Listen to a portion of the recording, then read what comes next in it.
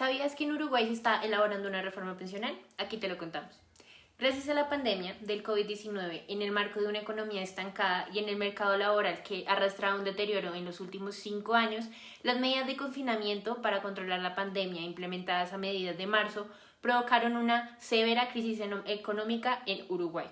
Con esta situación, los números bajando, las deudas subiendo y con la soga en el cuello, el gobierno ha tomado varias medidas para poder resolver y estabilizar la economía de Uruguay. Una de estas, y en la que nos vamos a centrar el día de hoy, es la famosa reforma pensional, solución de muchos gobiernos cuando el dinero hace falta.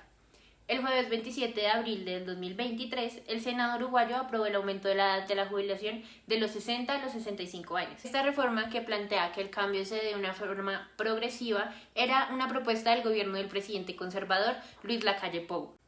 Pero, ¿por qué el gobierno consideró que esta era la mejor medida para combatir la crisis económica? El presidente de Uruguay dijo que esta medida era una de las grandes prioridades de su mandato, tras considerarla como necesaria y solidaria. El mandatario publicó un video en el que señaló que ha sido un tema discutido en la prensa, en el sistema político y en la opinión pública en sí, y ha quedado instalada la necesidad de esta reforma, pero quizá falta explicar un poco, hablar un poco más al respecto. Justificó la medida al aumento de la expectativa de vida y la baja tasa de la natalidad en su país, tras señalar que, desde el punto de vista del gobierno, hace varios años, quizá más de 15, que todo el sistema político entendió que la reforma era urgente. La ley llegó al legislativo en octubre del 2022, impulsada por el Partido Nacional, la organización del mandatario, pero tuvo que negociarse a raíz de las críticas por parte del Partido Colorado y Cabildo Abierto, integrantes de la coalición gobernante. Lacalle Pou resumió así la situación frente a los medios de comunicación locales. Además de los disensos entre los propios aliados del gobierno, la reforma también se ganó las críticas de los sindicatos y de la oposición del Frente Amplio, el partido de centroizquierda que dirigió Uruguay durante 15 años.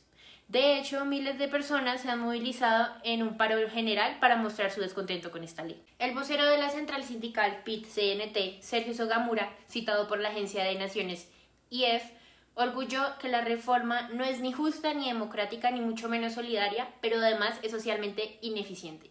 Sogamura resaltó además que este plan hará que la mayoría de trabajadores tenga que reventar hasta los 65 años. Argumento que, si analizamos un poco, tendrá mucho sentido, ya que en promedio un uruguayo tendría que trabajar 35 años, tiempo que al contrastar con la esperanza de vida que se tiene en el país, que es de 70 años, nos deja mucho que pensar, ya que técnicamente estamos hablando de que una persona no podría recibir ni un cuarto de los años trabajados en este país. Además de esto, la parte que se encuentra en contra de la reforma argumenta que la ley 16.017 de la Constitución reglamenta que las reformas de la pensión es explícitamente un labor del Poder Ejecutivo, ley que no se rigió en este caso, pues recordemos que se aprobó por el Senado, que está directamente involucrado con el poder legislativo. Bueno, pero hablando un poco más dentro de la introducción de este video, ¿podríamos decir que esta reforma sí ayudaría o no a la reforma del país?